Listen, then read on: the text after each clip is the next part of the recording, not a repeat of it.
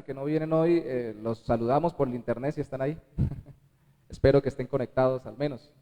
Gracias por estar acá presentes. Dios los bendiga por ser diligentes en el congregarse. Y les voy a pedir que por favor estemos yendo a nuestras Biblias a Hechos capítulo 18, versículo 8. Hechos 18, verso 8. Vamos a trabajar paralelamente dos textos, uno en Hechos 18 y el otro en Primera de Corintios 10. Hechos 18, primero leemos Hechos 18, 8 y luego vamos a ir a Primera de Corintios 10.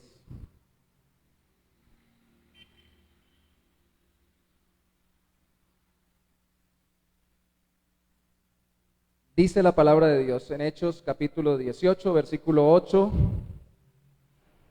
Y Crispo, el principal de la sinagoga, creyó en el Señor con toda su casa.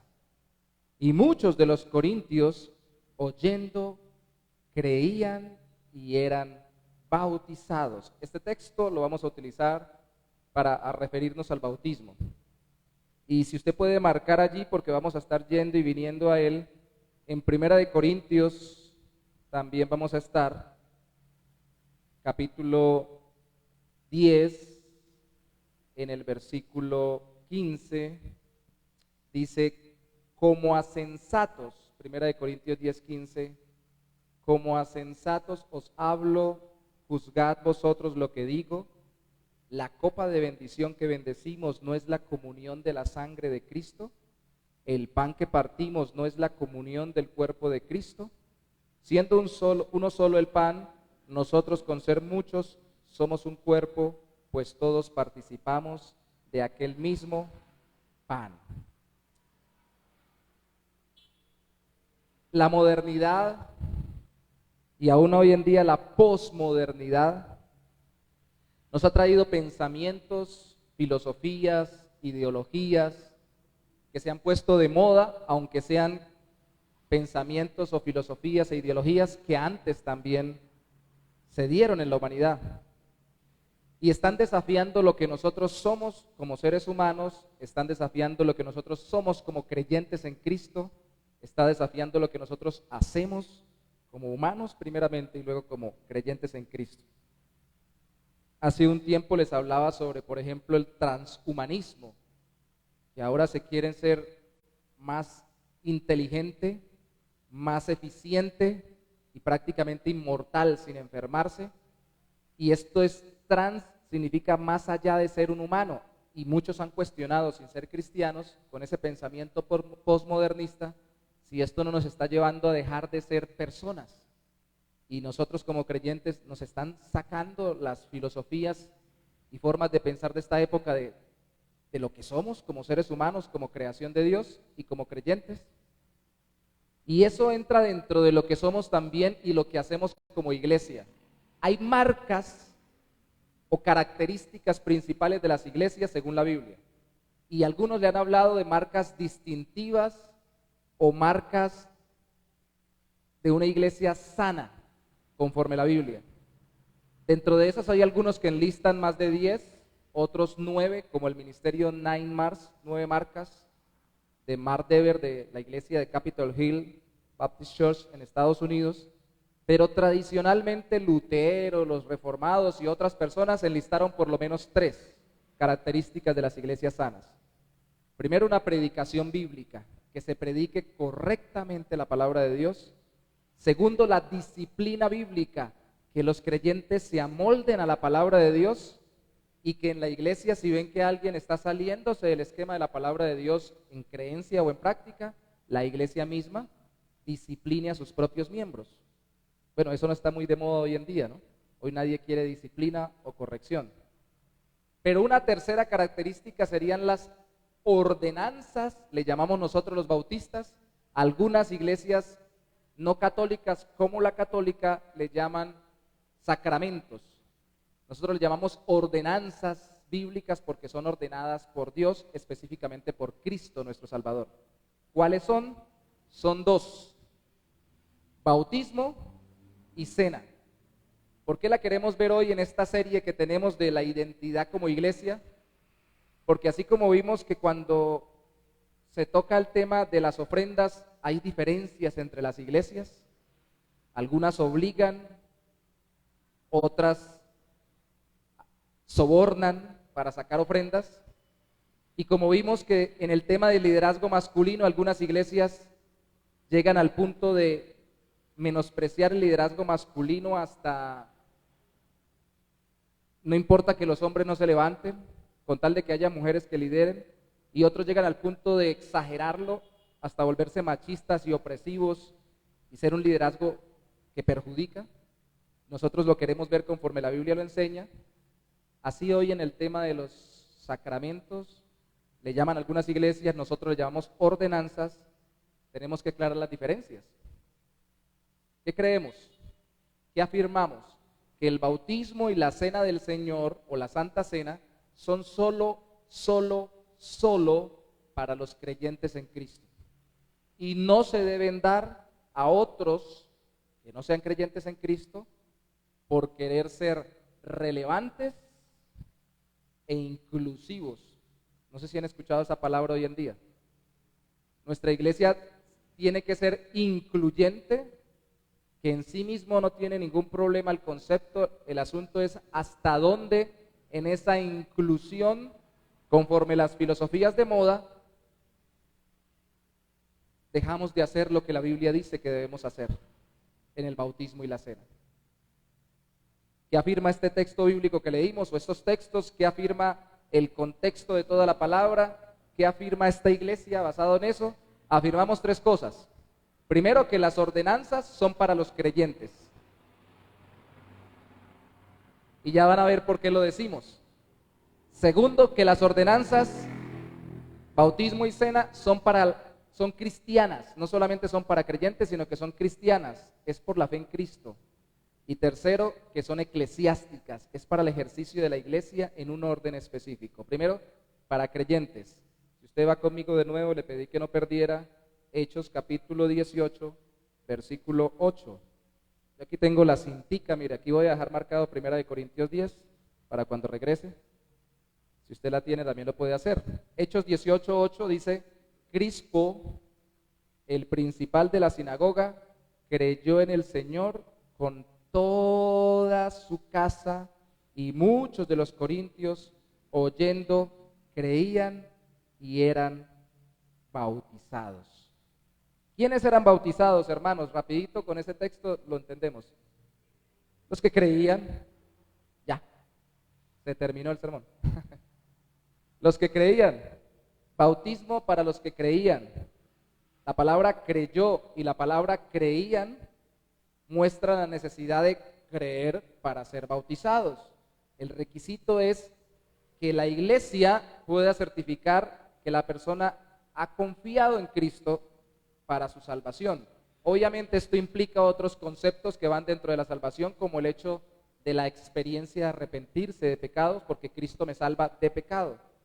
De hecho, tenía un inconveniente, o más bien una diferencia con, lo voy a decir abiertamente, porque no es un secreto, con la reforma de estatutos de la denominación bautista colombiana. Y aquí con los hermanos pastores de este sector manifestamos esa incomodidad, porque queriendo reducir, yo lo comenté la otra vez, como hoy en día se hace, a muy poquitos párrafos y palabras lo que creen los bautistas de Colombia, de la denominación, no solo redujeron las palabras, sino que también redujeron temas.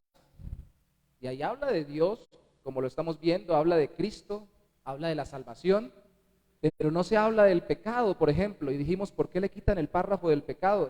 Resúmanlo, pero no lo quiten, porque Dios envía a Cristo para salvarnos, Cristo nos salva, pero ¿de qué nos salva? ¿O por qué nos salva? Que porque nos ama, pero porque nos ama vino a salvarnos.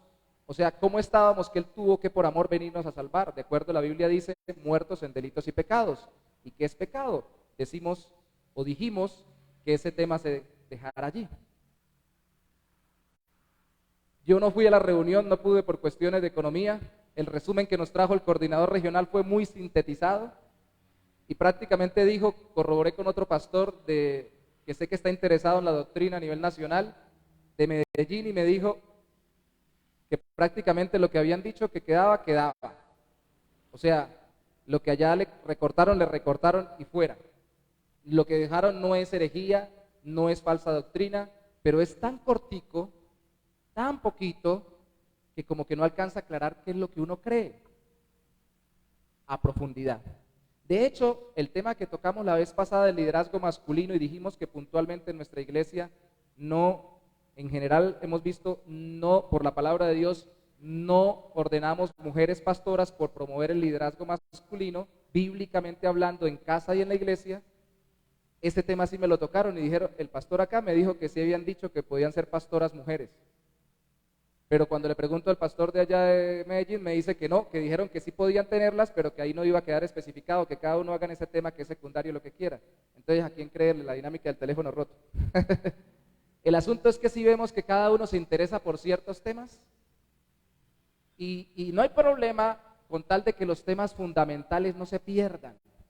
Y esto es fundamental. ¿Qué cree usted para ser bautizado? Y ahí vamos de una vez hablando, lo vamos a comentar mejor, nos diferenciamos de aquellos que bautizan infantes o niños muy pequeños que no pueden decir si creen o no en Cristo.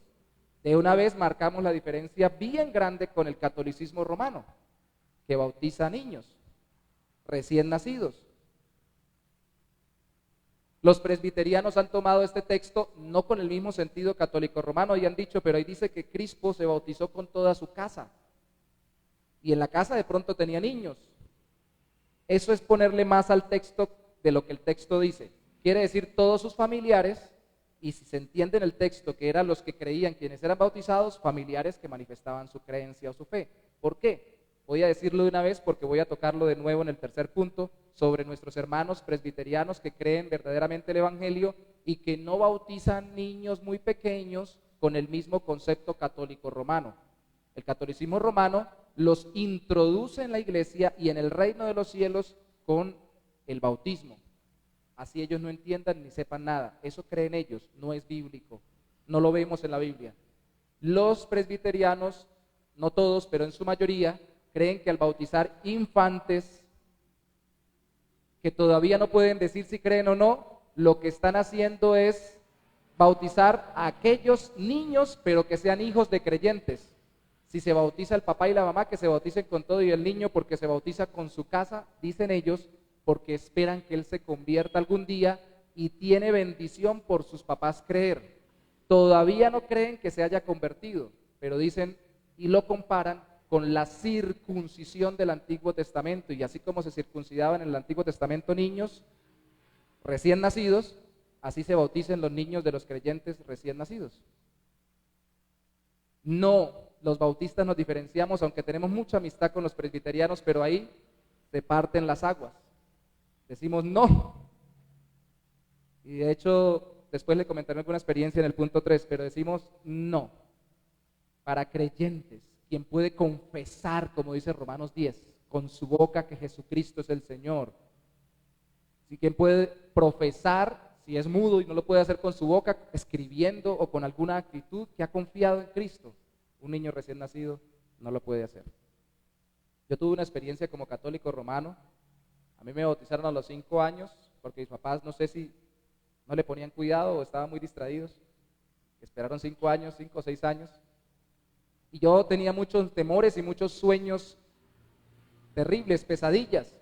Y experimenté algo muy fuerte cuando me bautizaron en el catolicismo romano, que se me fueron los sueños y las pesadillas por un tiempo, no todo el tiempo. Y empecé a ver cosas raras como bonitas. Yo podía decir que por esa experiencia ese es lo que Dios manda, pero vemos lo que la Biblia dice. De hecho, con el tiempo, por eso tal vez, cuando empecé a caminar en una iglesia cristiana, la primera en que estuvimos, a propósito, pastoreada por uno que había sido monje católico y me llevó a otro monje católico, le decía, yo no me bautizo. Yo vengo a los cultos, no me perdía culto, no me perdía predicación, no me perdía seminario, taller, retiro, pero le decía, no me bautizo porque yo ya estoy bautizado, decía él. Pero por la palabra de Dios, un día en un retiro entendí que es a los que creen y que ahora entendiendo y creyendo en Cristo debía confesarlo con mi corazón, con mi boca y públicamente con el bautismo. Y un día me hice bautizar. marqué la diferencia, porque dije, no puede ser que una experiencia que de pronto por misericordia de Dios, de acuerdo a la Biblia, Dios haya utilizado para ayudarme durante un tiempo con algún problema, porque mis papás entendían que eso era buscar a Dios, y en su misericordia Dios respondió ayudándome un poco con algún alivio para mi alma, yo vaya a dejar de hacer públicamente lo que Cristo mandó, dar fe de que Él es mi Salvador. Así que bendecimos a los hermanos que lo han hecho en estos días, que hoy van a cenar. Damos gracias a Dios por las vidas. También Benjamín lo hizo el 18 de diciembre, fue bautizado. Gabriela lo hizo el año pasado, ¿cierto? Fue el año pasado, en mayo fue. No está acá. Pero gloria a Dios, porque esos esquemas solo los rompe el Señor. Cuando usted está seguro de lo que cree. Lo otro es la cena. ¿Para quién es la cena? 1 Corintios 10. ¿Para el que tiene hambre? Eso es lo que regaña Pablo, porque venía a saciarse del hambre nada más.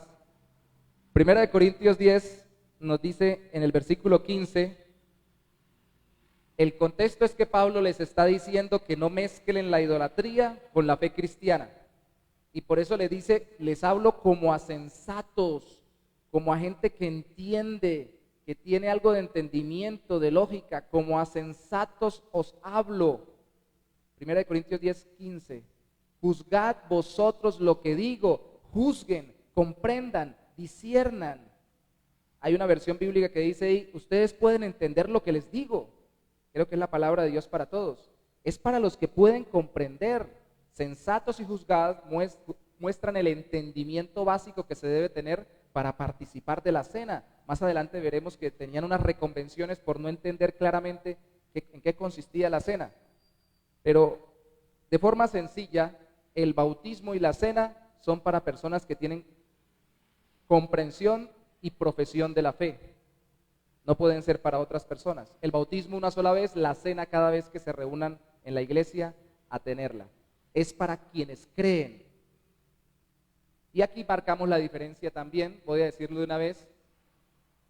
Si hay iglesias que incluyen niños sin entendimiento en el bautismo, hay iglesias que no incluyen solamente niños sin entendimiento, sino personas que llegan por primera vez, personas que nunca han creído en Cristo, personas que nunca se han bautizado, personas que nunca han hecho un discipulado, y le dicen, no importa, si ustedes llegaron, todos cenen. Eso se le llama cena abierta. Todos coman el pan y beban del vino, porque no los vamos a dejar por fuera y le vamos a decir, terrible, no pueden participar, eso es despreciarlos. Y algunos argumentan que cuando Cristo cenó, comió hasta Judas, que lo iba a entregar, y que seguramente había gente allí que no creía o que se iba a devolver, pero son argumentos experimentales o de experiencias deducidos de textos que no lo dicen de esa manera claramente y no se apoyan en lo que dice la Biblia en cuanto a quiénes deberían hacerlo. ¿Y por qué se hace la cena? Bueno, entonces vamos al segundo punto. Ordenanzas cristianas. Se hace porque Cristo lo instituyó y porque representa el sacrificio de Cristo. Quedémonos ahí en el capítulo 10 y vamos a ver primero la cena. La cena fue instituida por Cristo y representa el sacrificio de Cristo. Y escuche esto, la unidad entre cristianos. Cuando leemos ahí en el capítulo 10 de 1 Corintios, versículos 16 y 17, la copa, que eso es una forma de decir el contenido de la copa, de bendición que bendecimos, pregunta Pablo, ¿no es la comunión de la sangre de Cristo? ¿El pan que partimos no es la comunión del cuerpo de Cristo? Resalte comunión, comunión. Verso 17, siendo uno solo el pan, nosotros con ser muchos somos un cuerpo, pues todos participamos de aquel mismo pan. Resalte un, no solo el pan. Comunión y un cuerpo muestran la unidad de criterio primero, de lo que entendían todos, y segundo, la unidad de relación en armonía que se refleja en la cena del Señor. Hermanos, ya en este punto hacemos más énfasis en el contexto. La carta a los Corintios fue escrita para una iglesia bien llena de dones, bien bendecida por Dios en muchos aspectos, pero bien desordenada y bien llena de carnalidad, de problemas y graves problemas. Divisiones era el problema más grande, conflictos, preferencias, yo soy de Pedro, yo soy de Apolos, yo soy de Pablo, choques y algunas falsas doctrinas que también habían llegado, por las cuales le preguntan a Pablo, problemas de divorcios y recasamientos, porque le preguntan qué se hace con respecto al matrimonio también, y él contesta en un capítulo. La iglesia de Corinto, o las iglesias, porque podrían tal vez ser varias congregaciones locales en toda la ciudad, tenían la característica de estar llenas de dones, pero llenas de problemas. Cualquier parecido con la realidad de hoy en día no es mera coincidencia, ¿cierto? Y Pablo lo que quiere hacer es aquí hacer algo muy importante, incluso cuando más adelante en 1 Corintios 13, hablando de los dones, en la mitad de los dones, habla del amor. No está hablando de que se hable del amor para que se cite en un matrimonio o en una boda. Está hablando para que se viva en la iglesia. El amor de tener paciencia, de soportar, de esperarlo a la persona que Dios la transforme. Y aquí les está diciendo, en la cena, no pueden hacer como se hacen los cultos paganos, que vienen y simplemente hacen algo místico, porque ahí en el capítulo 10 está hablando de que estaba mezclando la idolatría también, las prácticas del mundo idólatra con la iglesia, que simplemente vienen a hacer algo como cuando es un rito, como con una invocación, una convocación rara y mencionan algo y sucede algo sobrenatural. Es por eso que los bautistas, por ejemplo, con la forma más natural del texto, que es que la cena es una representación o un símbolo de lo que Cristo hizo, no creemos en la transubstanciación. ¿Qué es eso? Esta predicación es más una clase, ¿no? Trans, más allá. ¿Recuerdan lo que hemos dicho? Substanciación, sustancia. Que hay algo más allá de la sustancia del pan y más allá de la sustancia del contenido de la copa. Y ese algo más allá es que incluso terminan pensando, eso se dice en el catolicismo romano, se convierte el pan en el cuerpo literal de Cristo, al menos en un pedacito, y el vino en la sangre realmente de Cristo, al menos en un poquitico de la sangre. No creemos eso porque sencillamente yo aquí resalto Lucas capítulo 22, porque Lucas anduvo con Pablo y Pablo le escribió a los Corintios, y es en Lucas 22, 19 al 20 es el relato que más me llama la atención, que seguramente es el que tenía en mente Pablo cuando escribe esta carta. Más adelante lo vemos. Y dice que ellos incluso tomaron varias copas, lo que no dice otros evangelios, porque está mostrando cómo lo que estaban haciendo era la cena de la Pascua. ¿Y qué era la Pascua cuando Cristo tuvo la última cena? Pues la celebración de que los israelitas habían sido liberados de los egipcios. Y Pascua significa paso.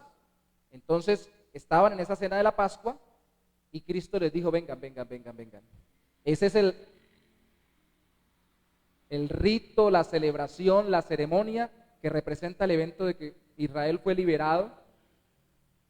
Ahora van a hacerlo ustedes cuando partan el pan y tomen la copa, ya no van a hacerlo por eso, sino que van a celebrar que yo entrego mi cuerpo y mi sangre por ustedes. Y lo van a hacer, como dice Pablo aquí, citando a Lucas, en memoria de mí. Lo dice en el capítulo 11, en 1 Corintios. Para que recuerden, nosotros creemos que no es transubstanciación, creemos que simplemente es una ilustración, un simbolismo o una representación. Ni el pan, ni la copa o el vino se convierten en el cuerpo y la sangre de Cristo, la simbolizan. Piénselo bien. Imagínense que yo ahorita les digo a todos ustedes, me bajo, les paso el micrófono inalámbrico, y conforme se lo va pasando cada uno, le digo, ese es mi cuerpo.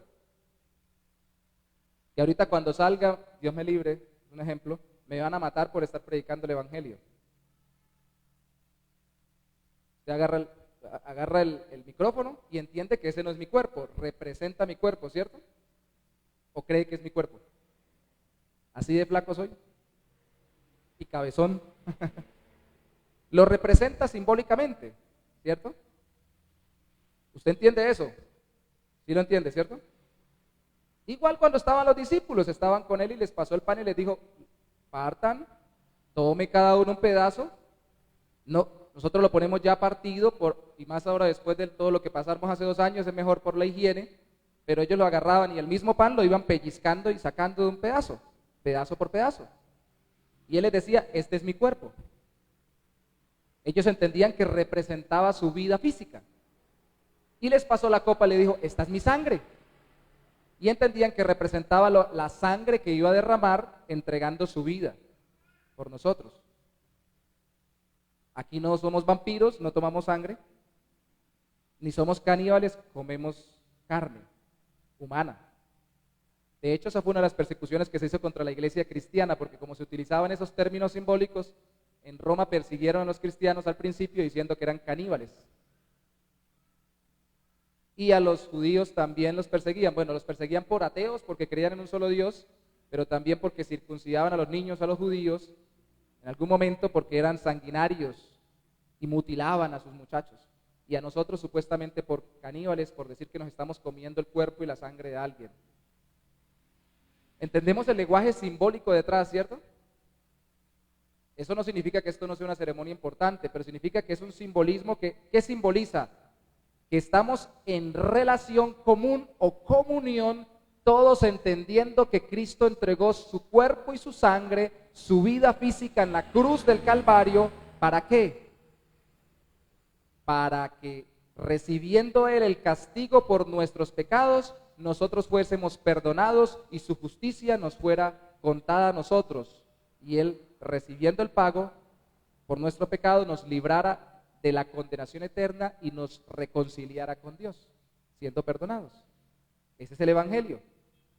Y yo creo que es por eso, no lo creo yo, lo veo en la Biblia, que se nos manda, Cristo mandó que celebráramos la cena. Porque a veces nos vamos con temas tan secundarios en las predicaciones cristianas. 3 pasos para levantar tu negocio, 5 pasos para decir que no a alguien que te insiste mucho, 7 pasos para esto o aquello, y poco recordamos que Cristo entregó su vida por nosotros.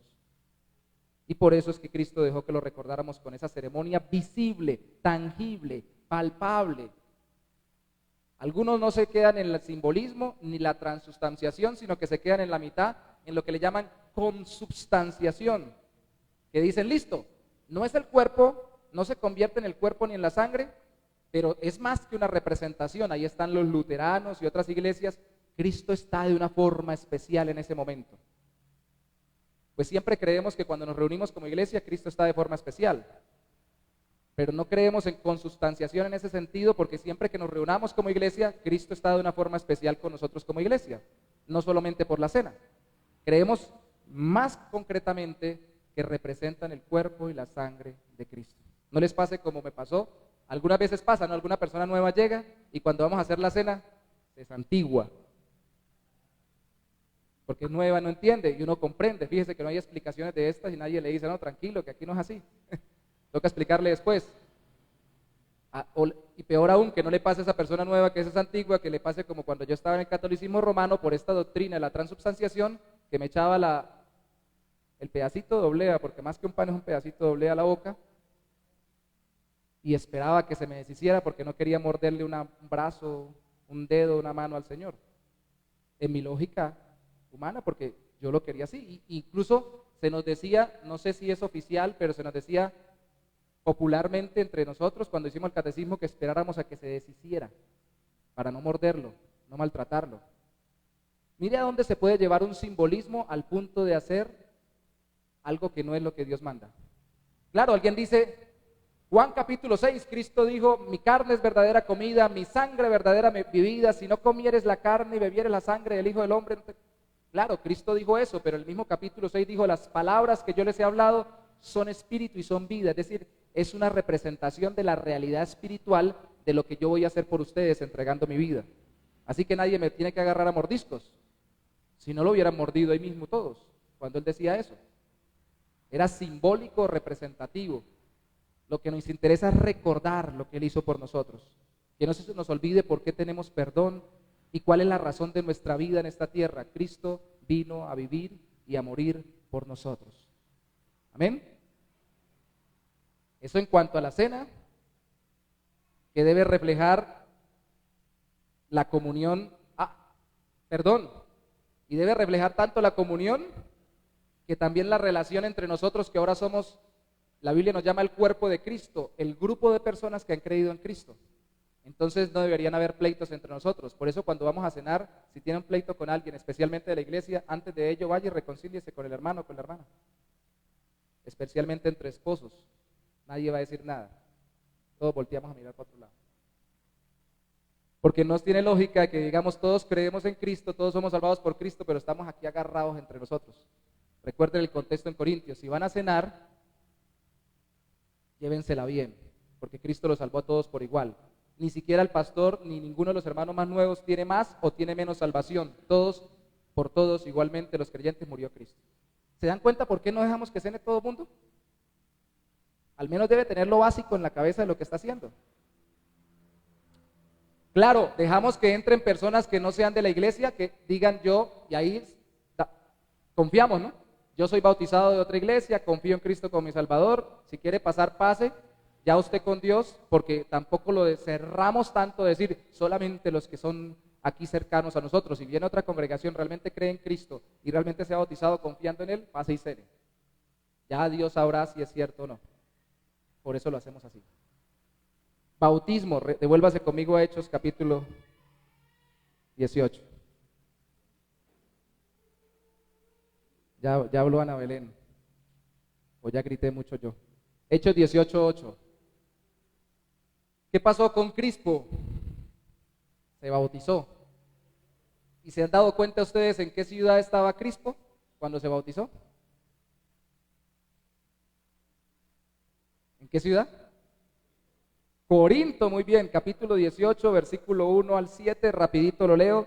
Después de estas cosas, Pablo salió de Atenas y fue a Corinto y halló un judío llamado Aquila, natural del Ponto, recién venido de Italia, con Priscila, su mujer, por cuanto Claudio había mandado que todos los judíos saliesen de Roma, fue a ellos, y como era del mismo oficio, se quedó con ellos y trabajaban juntos, pues el oficio de ellos era hacer tiendas, y discutía en la sinagoga todos los días de reposo Pablo, y persuadía a judíos y a griegos, a unos y a otros. Y cuando Silas y Timoteo vinieron de Macedonia, Pablo estaba entregado por entero a la predicación de la palabra, testificando a los judíos que Jesús era el Cristo, el Salvador, el Mesías. Pero oponiéndose y blasfemando estos, les dijo, sacudiéndose los vestidos, ¿qué les dijo Pablo? Vuestra sangre sea sobre vuestra propia cabeza. Yo limpio desde ahora me iré a los gentiles porque ustedes no quieren creer, judíos. Y saliendo de allí, se fue a la casa de uno llamado Justo, temeroso de Dios, la cual estaba junto a la sinagoga, al lado, justo al lado, vecino, contiguo a la sinagoga. Y Crispo, el principal de la sinagoga, no era el sumo sacerdote, porque el sumo sacerdote es en Jerusalén, pero era el principal de esa sinagoga.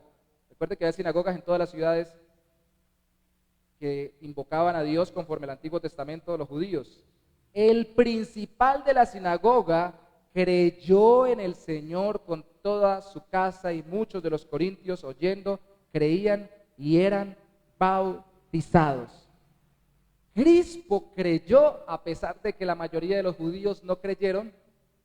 Y Crispo no era cualquier personaje, era el principal de la sinagoga de los judíos en ese lugar. Y a pesar de que la mayoría se le opusiera, él creyó y fue bautizado.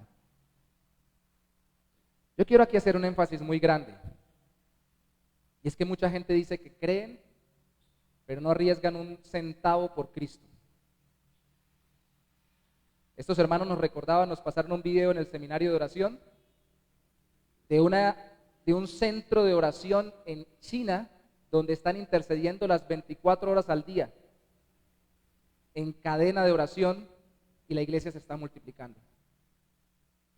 Y él decía, puede que ya hayan cerrado este centro de oración con este video, porque están cerrando unos y otros centros de oración.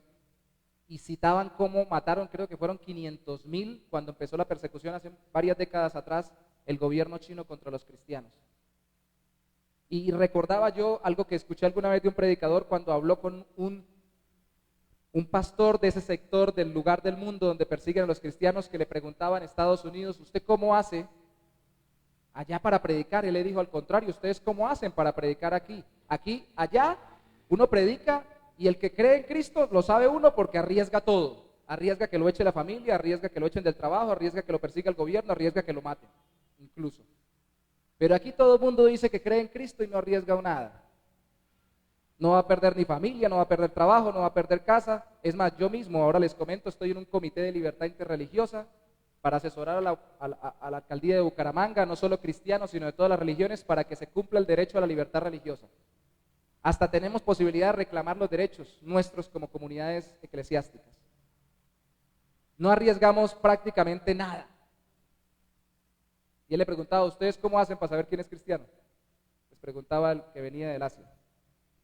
Este hombre se arriesgó a que si se le oponían a Pablo, se le opusieran también a él y a toda su familia. Cuando enmarca toda su casa, mi pensamiento natural por el contexto no es que se esté diciendo sencillamente de que ahí se bautizaban niños, como concluyen los hermanos presbiterianos. No, sino que está diciendo se arriesgó con toda su familia, incluso a perder la integridad de la familia, ante el hecho de creer en Cristo. Obviamente con todos los que se bautizaran, que fueran de la familia creyentes o que pudieran confesar a Cristo como su Salvador. Crispo y su familia se bautizaron, pero si usted se da cuenta, en el versículo 8 dice, y muchos de los corintios, ya no eran judíos, pero sí eran habitantes de la ciudad de Corinto. Esto fue un fenómeno en cadena. Y yo le pregunto a mi hermano, ¿cómo se sabe que algo es verdaderamente real en su vida cuando usted está comprometido con ello al punto de arriesgar lo que tenga que arriesgar por eso? La gente dice que nosotros somos cristianos porque nosotros se lo hemos dicho, pero muchos lo dudan porque no estamos comprometidos muchas veces con lo que decimos. Y una de las formas más claras que Dios estableció, la inicial empezando la fe en Cristo, es el bautismo. Y es la forma oficial. Cuando hicimos el bautismo el domingo me gustó porque los testigos no eran solamente miembros de la iglesia y visitantes a la iglesia, que ya tienen una idea de lo que es iglesia, sino que los testigos también podían ser, aunque eran poquitos, porque habían llegado poquitos, ahí el Señor, uno de los administradores se acercó del estadero a mirar, y se estuvo ahí, escuchando lo que predicábamos y viendo lo que hacíamos. Y algunos que acababan de llegar también en otras de esas cabañitas se habían hecho, que estaban cerca, precisamente nos hicimos detrás de ellos, se quedaron mirando y ahí estaban parando la oreja.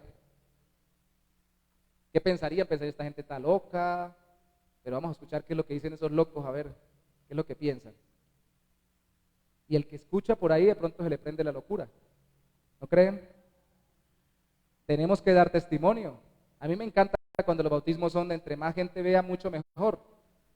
Porque digo, Cristo lo hizo por mí, identificándose conmigo como si Él fuera pecador cuando Él era santo. Recuerden que Juan el Bautista le dijo, usted no tiene que ser bautizado, se bautizan los que se arrepienten de sus pecados, el bautismo de Juan el Bautista. Y Él dijo, conviene que se cumpla toda justicia, es decir, conviene que yo lo haga identificándome con ustedes, para que como si fuera ustedes viva de aquí en adelante y me ponga en el lugar de ustedes cuando muera en la cruz del Calvario. Así que cuando yo me bautizo, si Él lo hizo públicamente, identificándose conmigo como si Él hubiera sido pecador, yo lo hago públicamente identificándome con Él como mi Salvador. Y si me preguntan, no me da pena. Tengo que decir, Cristo es mi Señor. Él murió por mí, ahora yo vivo por Él. Romanos capítulo 6 fue lo que compartimos ese día, porque habla de que morimos al mundo, vivimos ahora para Cristo. Somos sepultados para el mundo, así como Cristo fue sepultado para luego resucitar, pero ahora somos resucitados espiritualmente para vivir para Él y luego seremos resucitados eternamente. Eso simboliza el bautismo. Por eso no podemos bautizar a cualquiera que no cree. Metámoslo ahí, ya quedó bautizado. No. Una vez una señora me dijo, mire, mi hija, para que ilustrar el punto, pastor, mi hija, eso fue en San Antonio del Táchira. Yo sé que mi hija a usted le parece que no. Yo le decía, hermana, es que su hija es muy grosera, tiene una boca terrible, se le nota que se le salen sapos y culebras por la boca. Entonces se nota que no es creyente porque no se aguanta, sigue con su vida pasada. No la ha cambiado el Señor ni un poquitico, no hay fruto, ¿cómo la vamos a pasar por el bautismo? Y me decía, pero yo estoy segura, pastor, yo estoy segura que cuando usted la meta entre el agua, tan pronto la saque, ella ya no va a volver a decir groserías y no va a volver a hacer nada. Yo le dije, no, el bautismo, igual que la cena, recuérdenlo, es una representación pública de lo que ya el Señor hizo en mi corazón. Me dio la capacidad de arrepentirme de mis pecados y confiar en Cristo. Ya le entregué mi vida a Cristo, hubo un nuevo nacimiento interno. Yo le decía, la metemos y por más que la meta y le abra la boca, y es más, el agua tenga jabón y se la juguemos ahí, cuando salga sale igual, porque la boca no es el problema, ni el agua para lavarla por fuera, el problema es del corazón. El corazón está igual. Entonces le hacemos es un daño porque la convencemos de que es creyente cuando no lo es. ¿Sí o no? Y eso que es una adulta. No se podía hacer. Por eso los bautistas somos tan complejos con esto. ¿Ustedes por qué creen que nos llamamos bautistas? ¿Qué pleito tradicional e histórico entre los bautistas? Primero, ¿a quién hay que bautizar? No se puede bautizar personas que no entiendan o no crean realmente. Segundo, ¿cómo hay que bautizarlo? Lo sumergimos porque la palabra bautizo significa inmersión. Y literalmente creemos que eso representa mejor la muerte y resurrección. O en una pileta, o en un río, pero en un lugar donde los metamos. Y el tercero es quién hace el bautismo. Creemos en los bautistas tradicionalmente que tiene que ser una comunidad de creyentes. Y muchas veces no lo ha hecho directamente el pastor, aunque lo preferible es que lo haga el pastor. Puede ser un hermano o unos hermanos maduros, porque si todavía no hay un pastor y llevamos ya 10 años aquí como creyentes y no hay algunos hermanos maduros, pues que esos hermanos maduros, porque no hay un pastor cerca ordenado por la iglesia, entonces bauticen al hermano. Pero yo no me bautizo, me bautizan porque yo me identifico como un muerto que entierran y luego sale para nueva vida. De nuevo, ¿por qué creen que nos llamamos bautistas? Y antes de nosotros, peor, a los anabautistas los persiguieron muchísimo, porque ellos les llamaban rebautizantes y los perseguían no solo los católicos romanos para matarlos, porque les sacaban gente que volvían a bautizar del catolicismo romano, sino también los luteranos y los protestantes de otras denominaciones. Porque recuerden, el bautismo infantil pasó, por ejemplo, los presbiterianos tienen otro concepto, no el católico romano, pero la gente le da mayor facilidad bautizar al niñito pequeñito dentro de esas iglesias protestantes, porque casi que se les parece al catolicismo romano, porque es un niño que no entiende todavía. Entonces también se generó polémica por eso, porque no solamente los anabautistas y después los bautistas volvían a bautizar a alguien que se había bautizado en el catolicismo romano, sino también en otras iglesias protestantes que no eran católicas. Y nos daban palo, y nos perseguían por eso, históricamente. Era un insulto decirle a la gente bautista. Pero luego se convirtió en algo de honor porque se convirtió en una doctrina, una denominación cristiana muy sólida. Así como al principio era un insulto en Hechos de los Apóstoles cuando se dice que se le llamó a los creyentes cristianos para burlarse de ellos porque hablaban de Cristo. Pero luego se convirtió en un título de honor, yo soy cristiano, Cristo es mi Señor. Así que hermanos, ¿cuánto arriesgaron cuando se bautizaron? ¿Arriesgaron que no los quisiera más? Hay gente que la han echado de sus casas, incluso en nuestro contexto.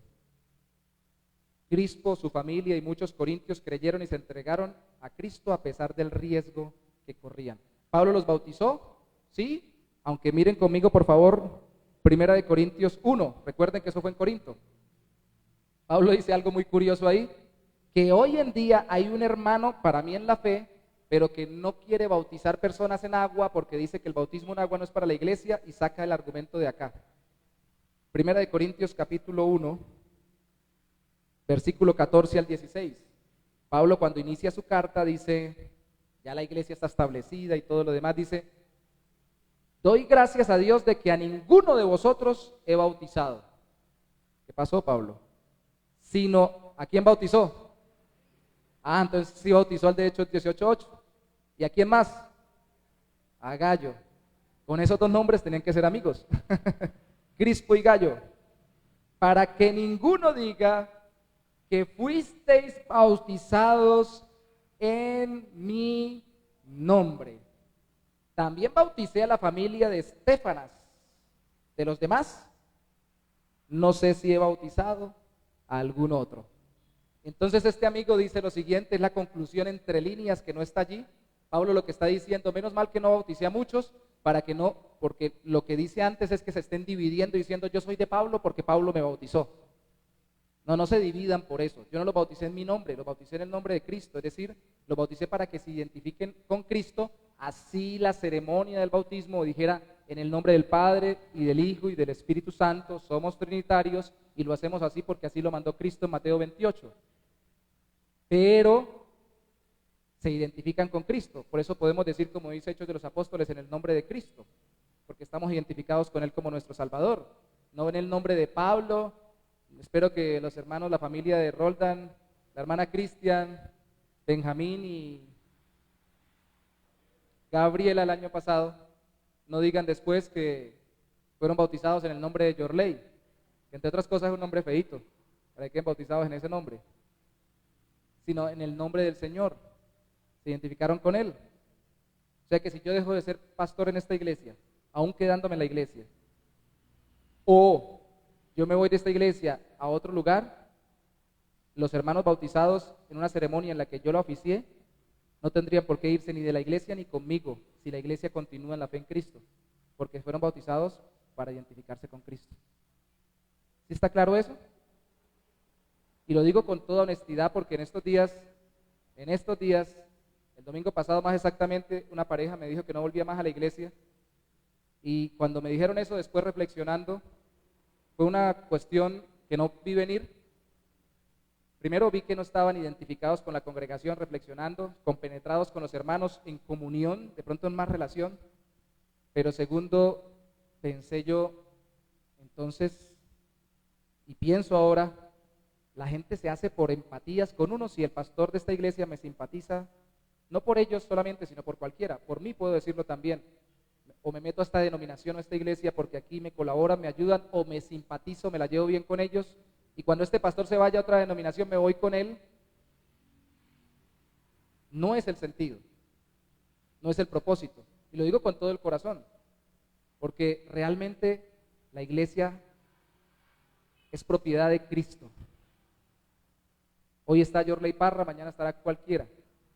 Y una de las cosas que le decía a estos hermanos, y se los digo hoy públicamente a ustedes, cuando alguna vez tuve una crisis yo personal por las situaciones que veía en la iglesia en la que nacimos, y tuve que salir primero temporalmente y luego definitivamente de esa iglesia, primero más traumáticamente y luego más en comunión, al punto que tenemos comunión y relación hoy también, siempre le dije a los hermanos que estaban ahí liderados por mí en algún aspecto, música, oración, pastoreo, le dije: ustedes se quedan en la iglesia, y si es necesario les quito mi número telefónico y los bloqueo, porque ahí están predicando a Cristo, y con tal de que la iglesia siga siendo cristiana, ustedes no se van detrás mío, se quedan con el Señor, así yo los haya bautizado. El pastor de esa iglesia, el que está ahorita, decía que él me apodaba a mí Juan el Bautista, porque me encantaba bautizar gente, y me gusta, porque creo que es muy importante ese paso en la vida de un cristiano, porque Cristo lo estableció, pero es en Cristo, y por eso Pablo lo acentúa aquí. No porque esté diciendo de que ya no hay que bautizar en agua. Estos hermanos que les comentaba que están acá, y yo lo distingo, uno de ellos viene de Medellín, eran de la Bautista Denominación Nacional, y se salieron diciendo: lo que pasa es que Pablo entendió que ya no hay que hacerlo en agua. Eso era antes con los baños rituales del Antiguo Testamento, eso era antes con el bautismo de Juan, y Cristo empezó a hacerlo, pero ya los discípulos después entendieron que lo único bautismo es el bautismo en el Espíritu.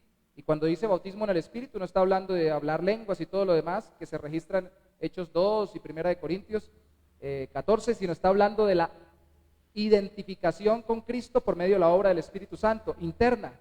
Entonces ya no hay que pasarlos por agua. Yo le dije: muy bueno su argumento, pero eso no lo dice ahí. De hecho, en Hechos capítulo 8, cuando le predica Felipe al etíope eunuco, le dice: aquí hay agua, ¿quién pide que me bauticen? ¿Por qué entonces, si ya estamos saliendo de ese concepto, la gente pide agua? Porque entendían que era algo que había que cumplir continuamente por la entrega a Cristo. Entonces son ordenanzas cristianas, ¿quedan claros, cierto? Las manda Cristo, las determina Cristo, se hacen para identidad con Cristo, iniciando la vida cristiana o continuando. ¿Cada cuánto hacemos el bautismo? Cuando una persona se convierte, no hay una sola vez. Y si viene alguien bautizado de otra iglesia y realmente viene identificado con Cristo y lo hizo por esa identidad con Él, entonces no lo obligamos a bautizarse de nuevo acá. Igual si alguien va de aquí, también puede saber que no tienen que obligarlo a bautizarse.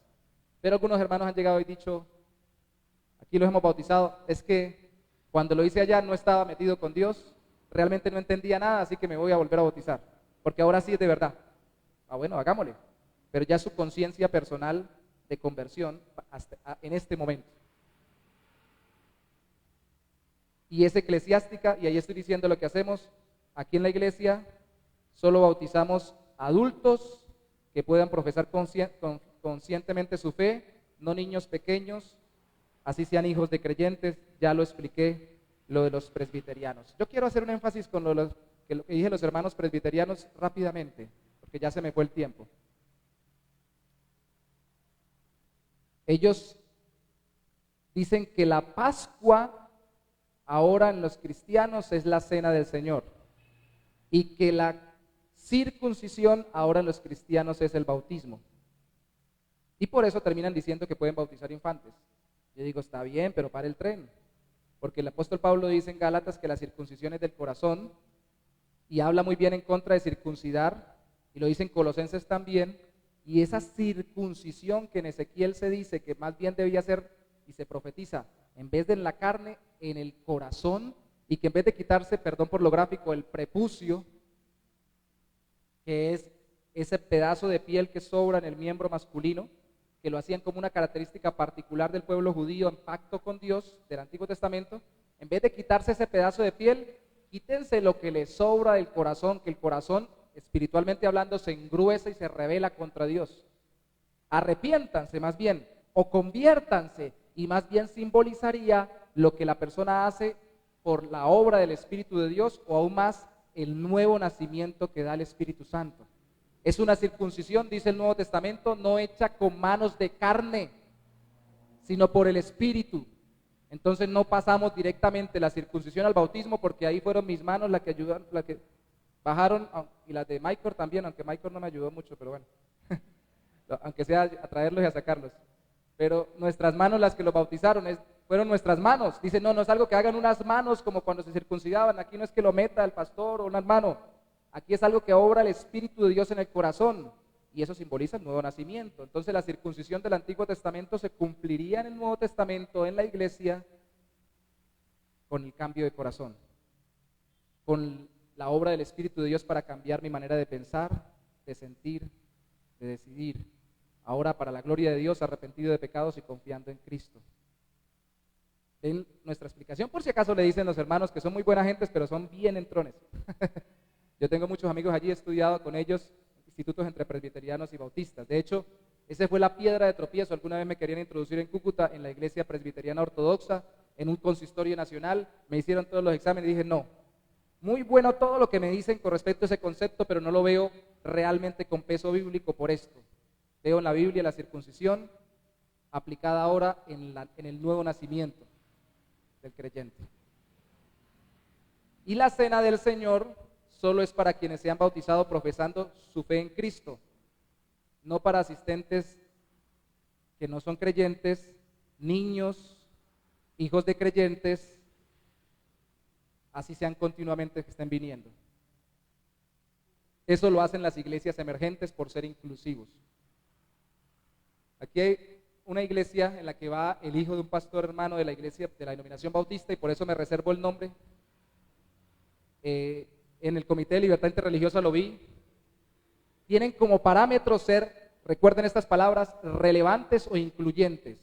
Ellos no lo dicen, pero se nota en la mayoría de iglesias emergentes que son iglesias que no quieren tener denominación. Es más, muchas de ellas no quieren que se les llame iglesia, para que la gente no lo relacione con algo religioso.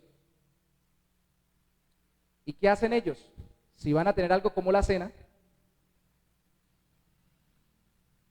que todos coman, para que la gente se sienta parte. Eso suena muy bonito. Y queda uno muy mal, porque uno dice, y a los que le decimos que no, entonces los estamos sacando. Entonces no, porque realmente lo que queremos es que el bautismo sea para los creyentes, y la cena también, escuche esto, para que los que no son creyentes, así sean asistentes, o como le llaman algunas iglesias, simpatizantes, no solamente simpaticen, sino que se sientan invitados y necesitados de verdaderamente entregar su vida a Cristo para entrar a ser parte de esta comunión. Y por eso cuando hacemos la cena le decimos a la gente, yo lo digo y espero que lo hagan después otros hermanos cuando la lideren, esto no es una cena de otra cosa, sino demuestra la reconciliación con Cristo. Así que si usted no cena hoy porque no se ha bautizado, no se ha entregado al Señor, conviértase a Cristo, bautícese y luego cene con nosotros. Siéntase invitado a hacerlo. No queremos por incluir, yo voy a saltarme lo que puse aquí de conclusión y colocar esto al final, no queremos para que la mayoría sea incluida, entonces que la madurez de la iglesia sea excluida. La inmadurez es lo que queremos excluir de la iglesia. ¿A qué me refiero con eso? A veces por hacer así, consentir a la gente y darle pañitos de agua tibia, la gente o no se ha convertido o son creyentes que no saben valorar la obra de Cristo en sus vidas y se quedan inmaduros. Lea por favor de tarea para su casa, 1 Corintios capítulo 11, especialmente los versículos, si no estoy mal, 13 al 38, 11 del 17 al 38, y se dará cuenta cómo el apóstol Pablo regaña a los corintios por decirle, ustedes vienen es a comer y a beber a la cena del Señor, en vez de comer y llenarse las barriguitas en la casa y venir aquí a unirse con los hermanos y a mantenerse unidos. Es más, ni se esperan por el hambre que tienen. Y es más, ni entienden lo que hizo Cristo en sus vidas, y es más, están viviendo en pecados que deberían haber abandonado porque ya Cristo los perdonó por ellos. Y es más, 1 Corintios 11, casi al final de esa sección, dice, por eso algunos están enfermos y otros duermen. ¿Qué quiere decir? Se murieron. ¿Qué quiere decir eso? Por ser tan ligeros, tan incluyentes, excluimos la madurez. Y que resulta que entonces decimos que somos cristianos, tomamos la cena deportivamente y queremos consentir pecados por los que se supone que Cristo nos perdonó. Y aquí les digo algo muy importante. Lo repetía mucho cuando llegué a la iglesia, hacía la cena al principio, a esta iglesia, porque había cierto hermano y a veces otros hermanos también, o otras personas que eran miembros de la iglesia, le podían pegar. No se pasaba a cenar porque era como si dijera, estoy en pecado, entonces no voy a cenar.